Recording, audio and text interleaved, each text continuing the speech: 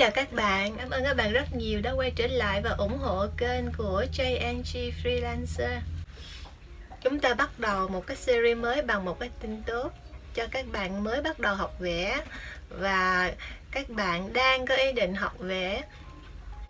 Và một ngày đẹp trời nào đó các bạn bỗng dưng muốn vẽ cho mình một bức chân dung và các bạn không biết là bắt đầu từ đâu, thì các bạn nên theo dõi cái series này. Thì tin tốt đó là các bạn không cần phải là một họa sĩ chuyên nghiệp, các bạn vẫn có thể tự mình vẽ cho mình một bức chân dung.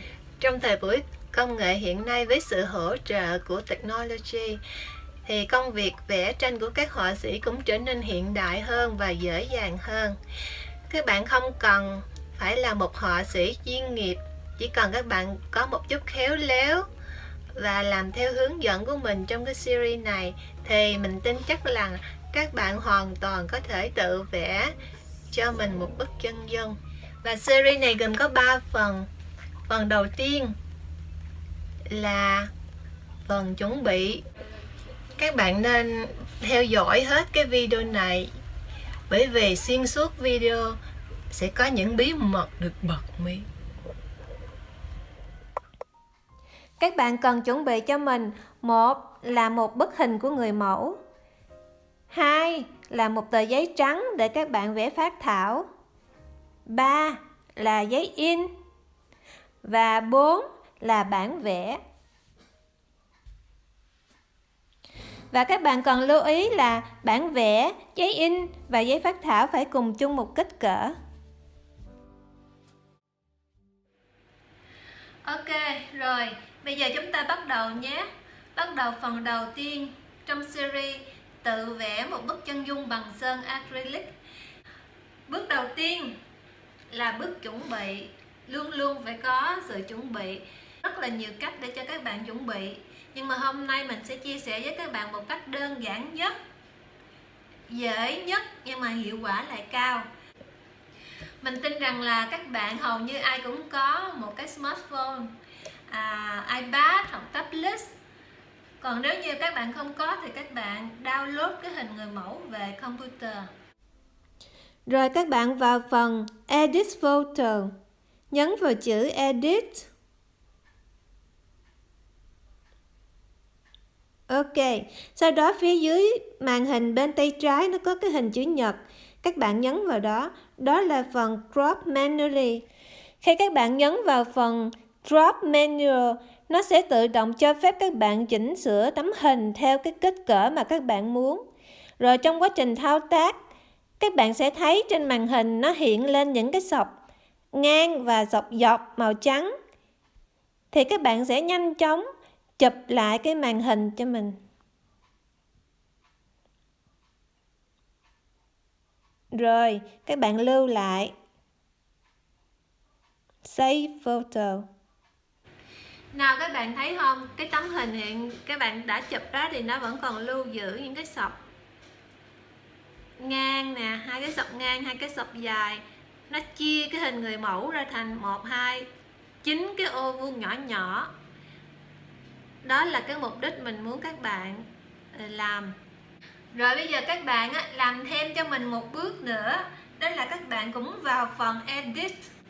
Đây, kế bên cái hình vuông là 3 cái hình tròn nối lại với nhau. Mình click vào đây. Ok, thì nó sẽ cho phép các bạn chỉnh sửa màu sắc của tấm hình. Và mình muốn các bạn chuyển tấm hình này và về thành tấm hình trắng đen cho mình. Ok, tại sao phải làm như vậy? Thì mình sẽ giải thích cho các bạn sau. Bây giờ ở bước này các bạn cứ làm cho mình. Như vậy, cuối cùng mình sẽ có được 3 tấm hình. Một là tấm hình trắng đen. Một tấm hình mà các bạn vừa mới chụp lại màn hình với những cái sọc ngang dọc màu trắng. Và một tấm hình nguyên gốc của người mẫu. Bây giờ bước đầu kế tiếp là các bạn lấy cái tấm hình mà các bạn chụp lại màn hình với những cái sọc, 2 sọc ngang, 2 sọc dọc, chia tấm hình người mẫu ra thành 9 ô vuông khác nhau. Thì các bạn sử dụng tấm hình đó nha. Các bạn chỉ cần vẽ phác thảo lại những cái đường chính trên gương mặt người mẫu xuống cái tờ giấy trắng này. Mình nhắc lại là bản vẽ, giấy in và giấy vẽ phác thảo phải cùng chung một kích cỡ. Do hôm nay mình dùng bản vẽ có kích cỡ là 30 x 30 cm, do đó là cái giấy vẽ phác thảo của mình cũng phải là 30 x 30 cm. Mình sẽ vẽ 2 đường dọc và 2 đường ngang, chia giấy vẽ phác thảo ra thành 9 ô vuông nhỏ giống nhau, giống như trên cái tấm hình mà các bạn vừa xem.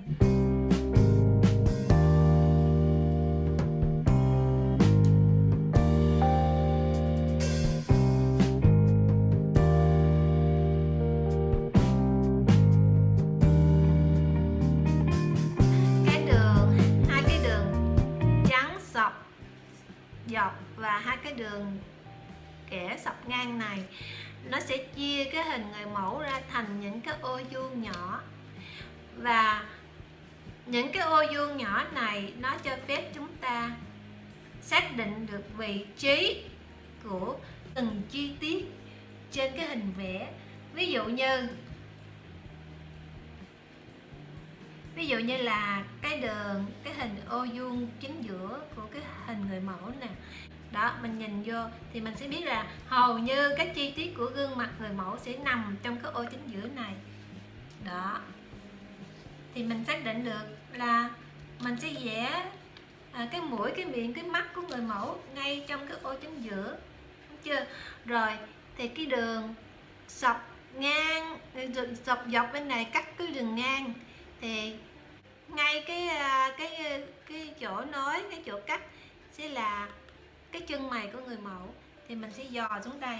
Ok, đường dọc cắt đường ngang, và ngay cái đường nối, cái điểm nối sẽ là nơi mình sẽ bỏ chân mày của người mẫu xuống. Đây, rồi mình vẽ chân mày của người mẫu xuống. Đó. Rồi ví dụ như là cái khóe môi của người mẫu thì nằm ngay cái đường trắng mà.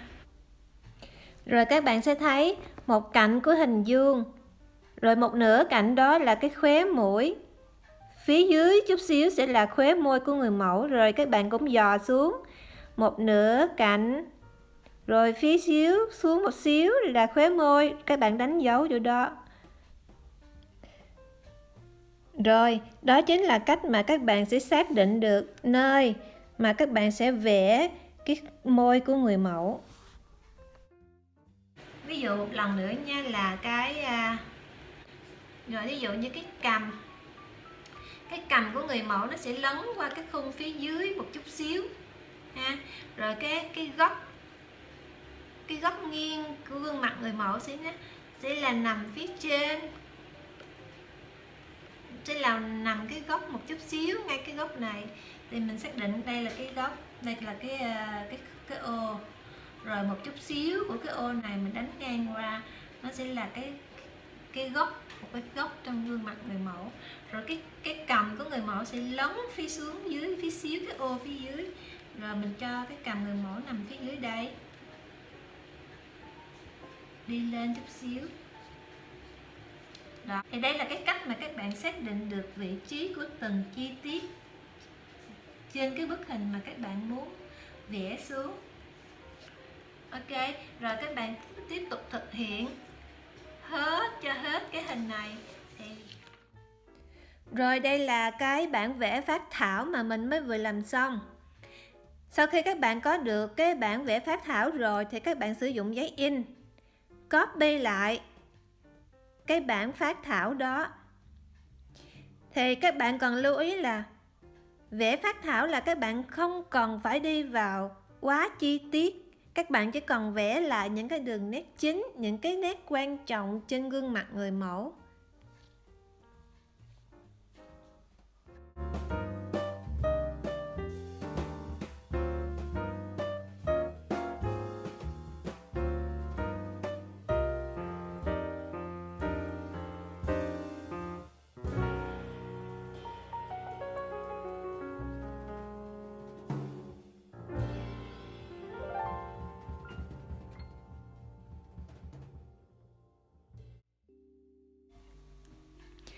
Khi các bạn làm xong bước này thì có nghĩa là các bạn vừa làm xong một bước khá là quan trọng trong quy trình vẽ một bức chân dung.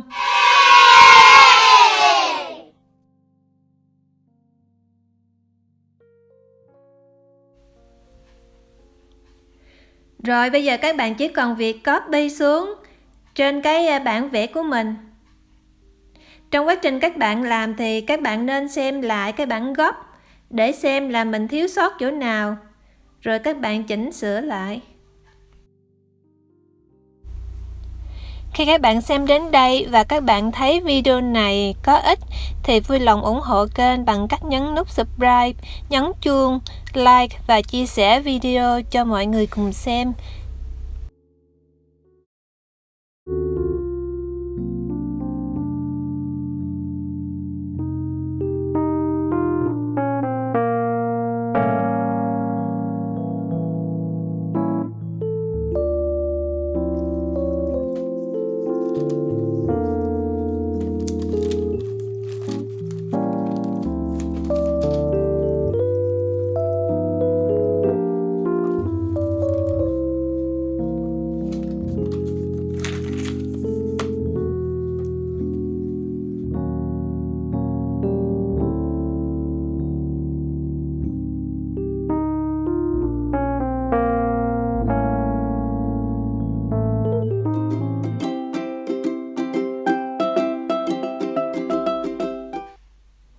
Chúng ta đang bước vào bước cuối cùng trong phần 1 của series vẽ một bức chân dung bằng sơn acrylic. Bây giờ các bạn plot cái chân dung của người mẫu vào cái bản vẽ của mình.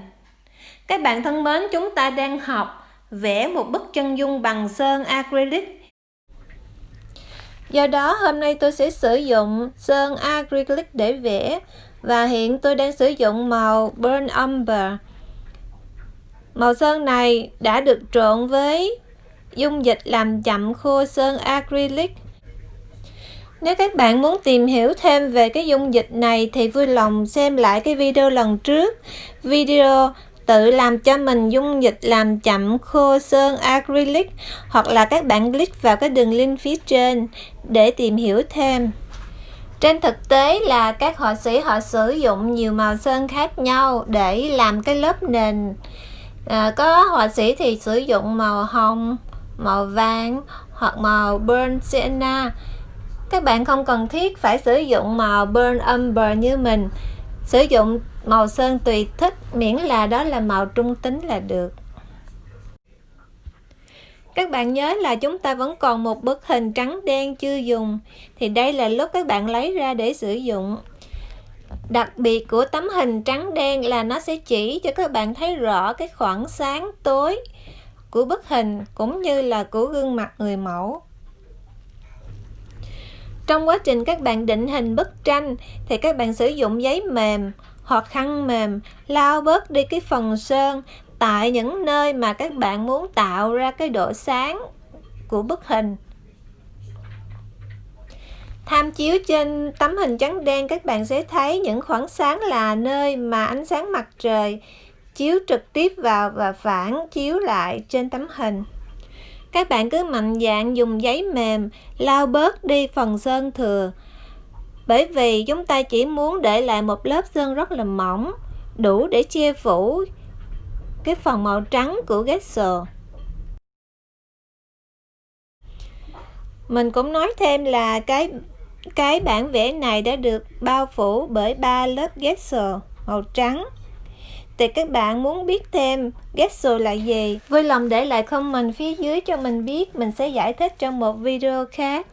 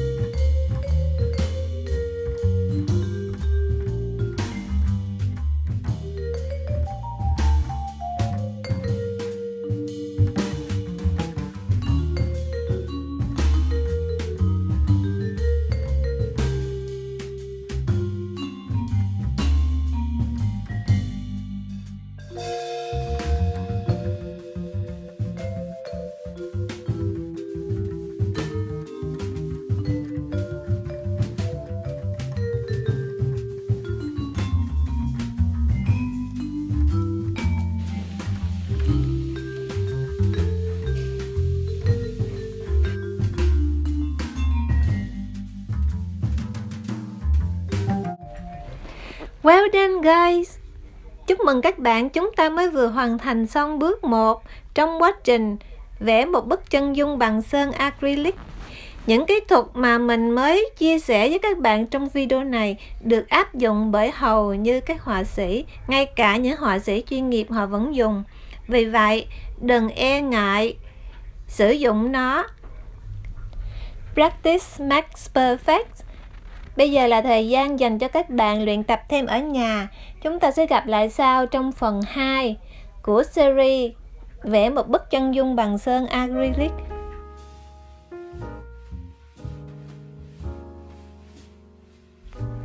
Đừng quên ủng hộ kênh bằng cách nhấn nút subscribe và nhấn chuông để các bạn không phải bỏ lỡ video kế tiếp. Cảm ơn và hẹn gặp lại.